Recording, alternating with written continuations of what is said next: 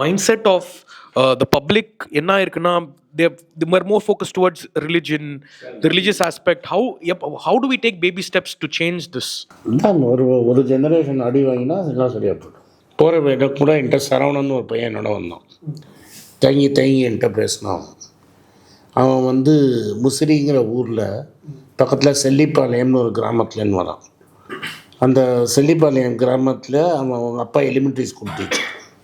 அவங்க அப்பாவுக்கு இவன் 3வது பையன், 2 பொண்ணு முன்னாடி. அதனால் டெஃபினட்டாக படிக்க வைக்க முடியாது. ஸோ அவர் அமெட்டில் மெரைன் இன்ஜினியரிங் சீட்டு கிடைக்கும்போது அவர் அந்த மன்மோகன் சிங்கோட 4 லட்சம் ஸ்கீமில் போய் சேர்ந்துட்டார். படித்தார், கடன் அடிச்சிட்டார். இன்றைக்கி $7,000 சம்பளம் வாங்குறாரு. கட் பண்ணுங்க, நான் மீனாட்சி கோயிலுக்கு போகிறேன்.